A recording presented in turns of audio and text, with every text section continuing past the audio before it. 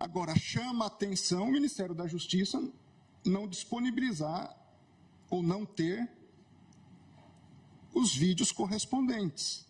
Excelência, querer falar que a culpa do 8 de janeiro do ministro da Justiça... Vossa Excelência que está dizendo isso. É um absurdo. Vossa Excelência está dizendo isso. 5 comandantes estão presos. Muito embora eu queria e o Brasil quer ver esses vídeos do Ministério. Cadê as imagens? Essa pergunta de André Mendonça deixou o ministro Alexandre de Moraes visivelmente irritado durante o julgamento. O embate foi direto e eu te mostro o momento exato agora. O funcionamento das instituições democráticas, à luz dos elementos disponíveis nos autos, não se tem característica a ponto de levar uma destituição de um poder e instituição de uma nova ordem. Excelência, me permite um... Pois não, ministro. O artigo 359-M, na verdade, fala em tentar, né? Então não se pressupõe a consumação, mas sim a tentativa. Só essa... Ambos falam em tentar. Exato. A questão, para mim, é eles não agiram para tentar depor o governo. A deposição do governo dependeria, ou essa tentativa de deposição de atos que não estava ao alcance da atuação dessas pessoas. Permite, ministro? Pois não. Porque acho que essa questão é extremamente importante, porque são 2 pontos diversos, se eu entendi o que Vossa Excelência colocou. Ao dizer que eles não, ao alcance deles, não estavam instrumentos possíveis para o golpe de Estado, então aí seria o caso de absolvição. Que eu também justifico como uma tentativa inidônea. Essas pessoas... Exato. Então, aí seria absolvição. Uma outra questão que eu acho que é mais importante do ponto de vista até para a fixação de jurisprudência da Corte é a absorção ou não. O princípio da concussão. E por que isso? Me parece aqui que são 2 crimes, como disse, absolutamente autônomos. Até porque o ânimos é diverso. E eu dou 2 exemplos, um histórico. O golpe de 64... O golpe de 64, vamos dizer que não tivesse dado certo. Mas qual foi o golpe militar de 64? Trocar o presidente da República, João Goulart. Não foi... Em momento algum, tentar mexer com a estrutura dos outros poderes, até porque, lamentavelmente, os demais poderes aderiram. Então, você consegue vislumbrar uma tentativa de golpe na troca do poder, na troca daquele que foi legitimamente e democraticamente eleito, como uma conduta autônoma. O que, na minha opinião, no meu voto, eu entendi, ao prever a intervenção, ao pedir a intervenção federal, se pretendia trocar o presidente eleito pelo candidato que perdeu. Esse é um crime. A outra coisa é atacar o funcionamento do Supremo Tribunal Federal ou do Congresso Nacional com a invasão, impedindo a atuação. Volto alguns meses. Vamos dizer que essa conduta do dia 8 de janeiro fosse antes do final do mandato do anterior presidente. A conduta idêntica. As pessoas virem, atacarem violentamente, invadirem. Nós não teríamos acusação de golpe de Estado, porque elas não estavam pretendendo trocar o presidente, mas elas estavam pretendendo obstaculizar o andamento do Supremo Tribunal Federal e do Congresso. Tenho dúvidas, ministro Alexandre, por quê? Nesse exemplo também de uma ação anterior ao encerramento do exercício do mandato do ex-presidente. Porque, formalmente, teríamos também uma consideração de um poder legitimamente eleito que estaria impedido. Na minha análise, à luz dos fatos dessas figuras, desses manifestantes vândalos, criminosos, deles não tinha ação idônea para destituir um poder. Nós podemos encontrar ação idônea em outras ações. Eu compreendo. A minha única preocupação aqui nesse debate, acho importante. E entendo que se encontrássemos essas condutas, poderia haver os 2 mesmo crimes. Conforme a situação, poderia até haver os 2 crimes. Eu acho que o importante de definirmos é exatamente isso, do ponto de vista geral. Os 2 crimes podem coexistir em concurso material, eu diria- dependendo da circunstância. Veja, nós estamos tratando pela primeira vez da aplicação de uma norma penal com conceitos bastante indeterminados, E uma lei extremamente nova. Então, você pega o conceito. O que é Estado Democrático de Direito? É um conceito amplo, onde nós podemos, em alguma medida, encaixar várias questões. Foi a primeira vez que nós tivemos manifestações violentas em Brasília? Não. Nós já tivemos invasão do Congresso Nacional violenta. Nós já tivemos ministérios aqui postos com incêndio, fogo. Nós já tivemos outras manifestações violentas. É verdade que penso que foi a primeira vez no Supremo Tribunal Federal. Foi. Mas em outros contextos, não. Eu acho, desculpe-me, Zandra, eu acho que a gente tem que fazer um pouco também de uma contextualização. Eu estou aqui há muitos anos e, de fato, assisti a várias invasões de ministérios, episódios isolados que nós tivemos a partir de movimentos sociais, protestos e coisas do tipo. Nós jamais tivemos um grupo acumulado na frente de quartéis pedindo intervenção federal. É preciso colocar isso nos seus Isso está devidos marcos contextualizado, e ministro Gilmar. contextos. Isso está contextualizado. Eu entendo a ponderação de sim, vocês. Este é um dado. Nós tivemos, e a gente viveu isso na pele, 7 de setembro, em que imaginávamos que aquilo poderia descambar para a arruaça que se transformou o 8 de janeiro. Nós sabemos disso, o ministro Fux viveu essa realidade, a ministra Rosa. Em suma, então são questões que precisam ser olhadas nessa perspectiva.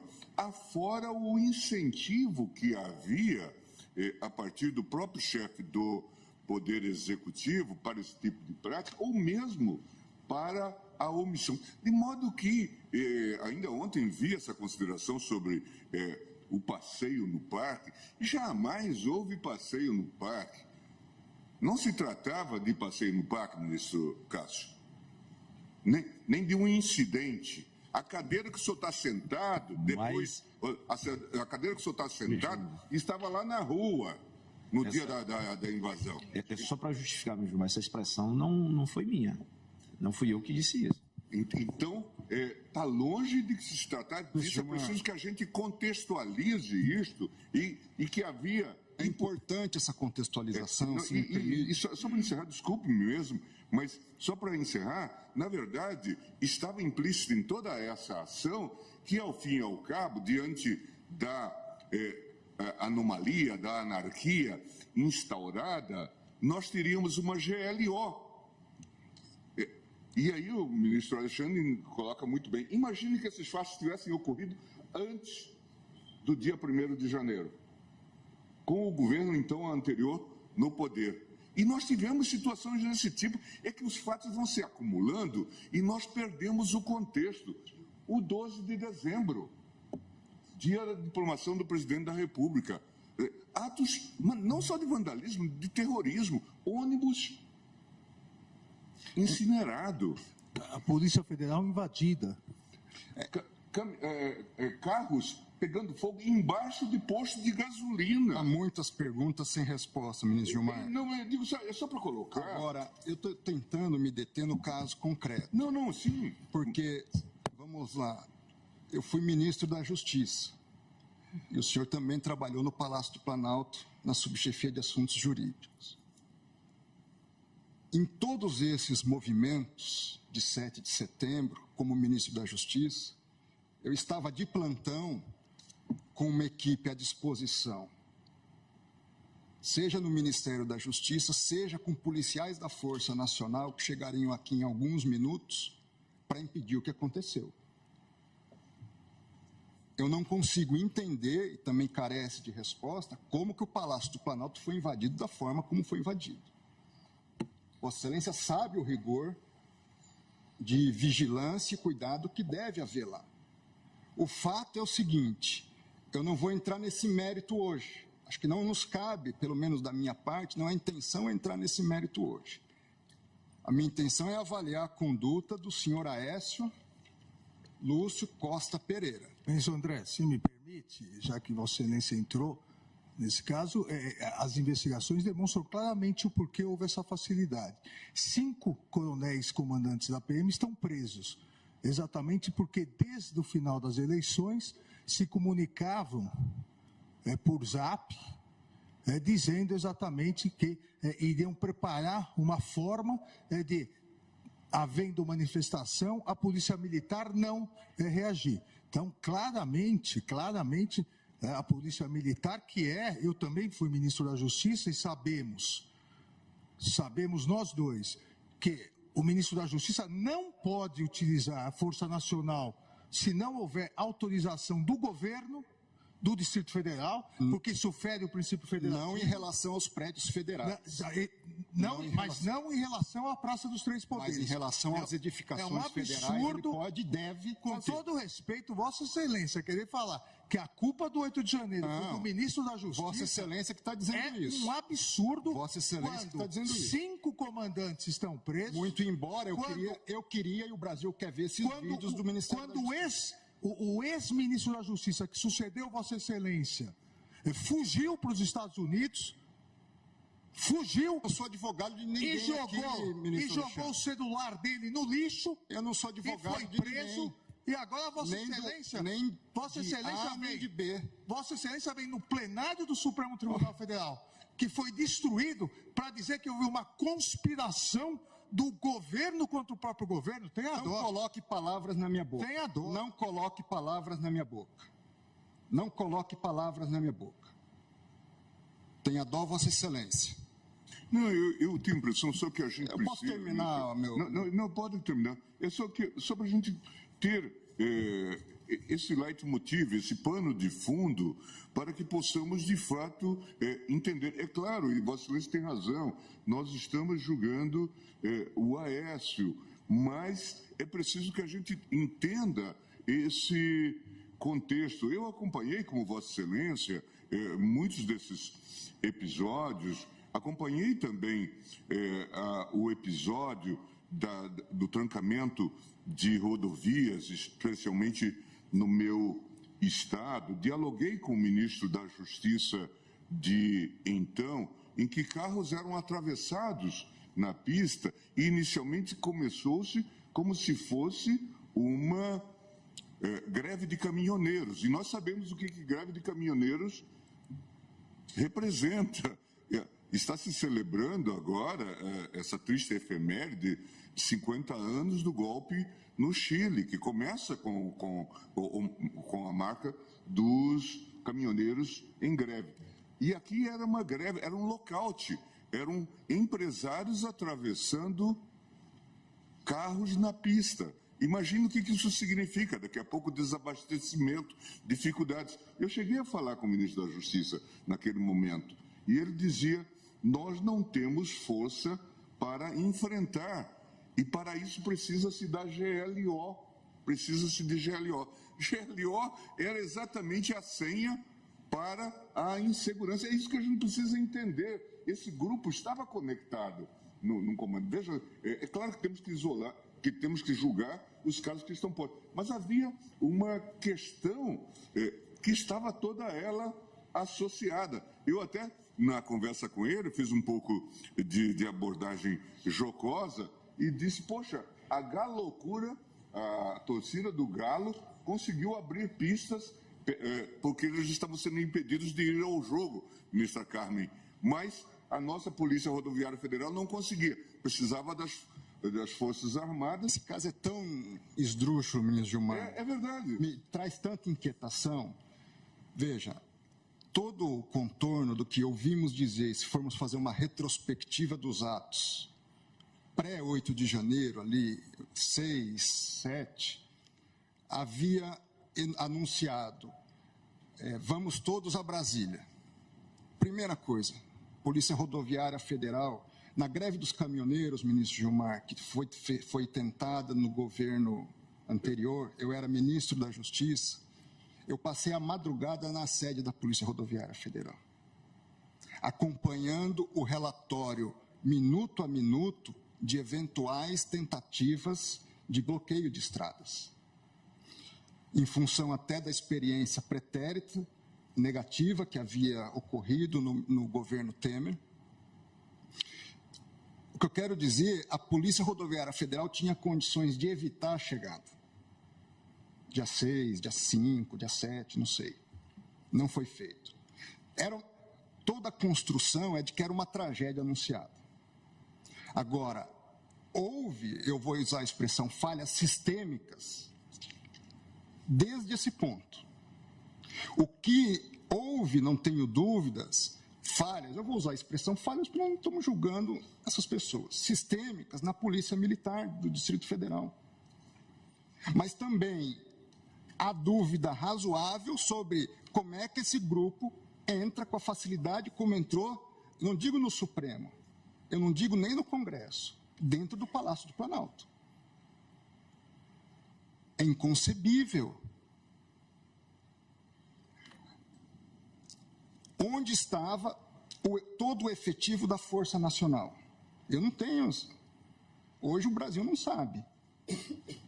Eu me lembro naquele contexto em que havia o inquérito, ainda há o inquérito, em relação à reunião que o ex-presidente Bolsonaro teve com os ministros, e essa reunião foi gravada, e havia toda uma discussão sobre, a partir de uma determinação do ministro Celso de Mello, para se entregar aquele vídeo, aquela fita, e toda a atuação, tanto minha como do ministro Levi, à época advogado-geral, nós temos que entregar independente do que contenha. Independente do que contenha. E foi entregue. Agora, chama a atenção o Ministério da Justiça não disponibilizar ou não ter os vídeos correspondentes.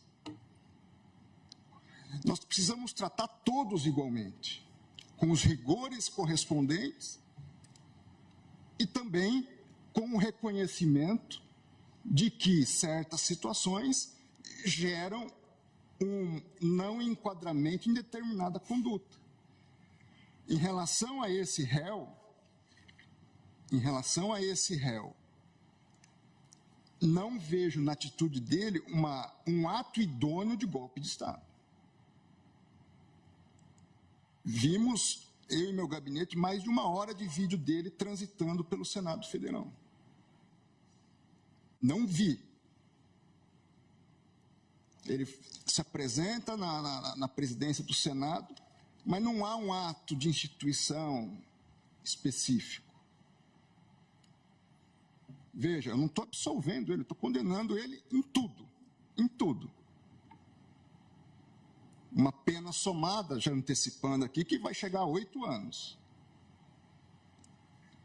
Estou longe de ser leniente, mas também não serei, na minha visão, injusto em tipificar alguém por uma conduta que entendo que ele, seja por questões pontuais, seja por uma questão, e aí é uma questão teórica mesmo, de condutas, se elas se absorvem ou não de direito penal, não vejo justificativa suficiente para condená-lo. Ora, mas se eu condenar só em um crime, vamos por hipótese, a pena é menor. Não sei, porque nós temos como modular a pena dentro do mínimo e máximo que o Código Penal nos oferece. A questão não é essa.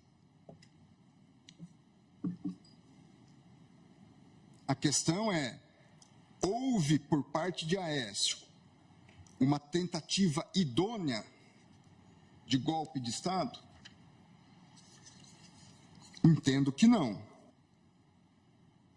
Fazer, não absorve. Entendo, porém, que, de um lado aqui, há sim um princípio de absorção nesses ilícitos. Entendi, por outro lado, que nesses crimes havia condutas diversas. Porque uma coisa é você praticar uma ação destruindo um computador aqui, um copo ali. Foram várias destruições. Por isso antecipo, entendo que não absorve. Agora, a conduta que é tentar, o que ele tentou? Ele chegou a tentar, na minha visão, instituir um novo governo. Ele tinha até isso, talvez, como ideal. Mas não vejo, seja na capacidade, olhando as cenas dele no vídeo, não houve um planejamento posterior sobre o que fazer. Entendo que, nesse contexto, veja só a situação de injustiça com que eu posso me deparar. Seria menos gravoso para ele destituir e dar o golpe do que fazer o que ele fez. Que ele incidiria só num tipo. E nós estamos, repito, uma lei nova, um contexto extremamente complexo. E, ministro Alexandre, eu não pré-julgo ninguém, mas também não isento. Seja de um lado, seja de outro. Nem eu, ministro André. É isso. Tanto que todos estão sendo investigados. Porque, absolutamente todos estão sendo investigados. Eu digo isso porque Vossa Excelência fez uma referência a mim que reputo extremamente injusta. Então, se Vossa Excelência se sentir ofendido, eu retiro a referência. Eu agradeço. Agradeço. E peço minhas desculpas. E se alguma coisa também eu fiz de modo indevido, tenha minhas desculpas. Nesse momento, o advogado encarou Moraes e chamou o ministro de acusador. Agora você vai ver o momento exato em que a situação sai do controle e Moraes responde: patético e medíocre. É impressionante, e com a devida vênia eu vejo o ministro Alexandre de Moraes inverte o papel de julgador aqui nessa Suprema Corte. Ele passa de julgador a acusador. É um misto de raiva com rancor, com pitadas de ódio, quando se fala dos patriotas. Patriotas que, na concepção maior, e basta dar no Google para isso, são aqueles que amam o seu país.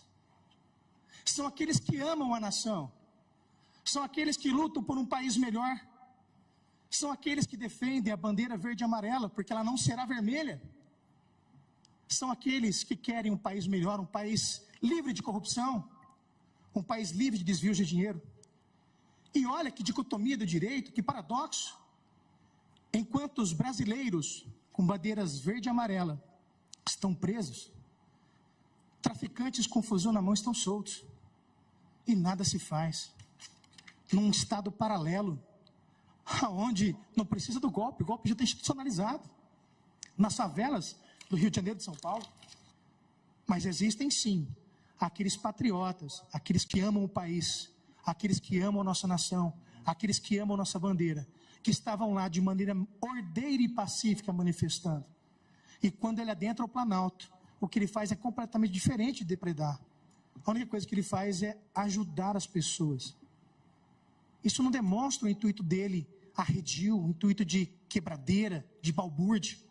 Presidente, como disse o eminente ministro Luiz Roberto Barroso, no mundo civilizado, nós não vivemos de mentiras, falsidades, e muito menos de agressões. Presidente, é patético e medíocre. Eu repito, é patético e medíocre que um advogado suba à tribuna do Supremo Tribunal Federal com um discurso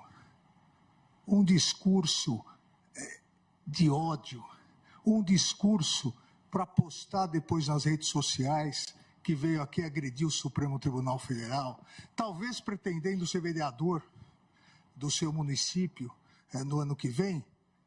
E eu digo com tristeza, presidente, que o constituído, o réu aguarda que o seu advogado venha aqui, venha defender tecnicamente, venha analisar tipo por tipo. O advogado ignorou a defesa. O advogado não analisou nada, absolutamente nada. Não analisou associação criminosa, não analisou dano, não analisou nada porque o advogado preparou um discursinho para postar em redes sociais. Isso é muito triste. Os alunos que aqui se encontram, os alunos do curso de Direito da Universidade de Rio Verde, de Goiás, hoje tiveram uma aula do que não deve ser feito na tribuna da Suprema Corte do país. Hoje tiveram uma aula do que um advogado constituído não deve fazer para prejudicar o seu constituinte. Ou seja, esquecer o processo e querer fazer uma média com os patriotas. Realmente é muito triste. E só não seria mais triste, ou só é mais triste, porque ainda confundiu o Príncipe de Maquiavel com o Pequeno Príncipe de Antonieta de Saint-Exupéry, que são obras que não têm absolutamente nada a ver. Mas, obviamente, quem não leu nenhuma nem outra, vai no Google e às vezes dá algum problema. É o problema do mundo das redes sociais. Então, realmente muito triste isso que ocorreu hoje aqui, presidente. Primeiro com ofensas diretas a mim, depois ofendendo o ministro Luiz Roberto Barroso. Na verdade, mais do que ofendendo pessoalmente, ofendendo institucionalmente o Supremo Tribunal Federal e ofendendo institucionalmente a própria Justiça. Então, é um momento triste e, infelizmente, para o advogado, um momento triste que vai ficar na história e nos anais do Supremo Tribunal Federal.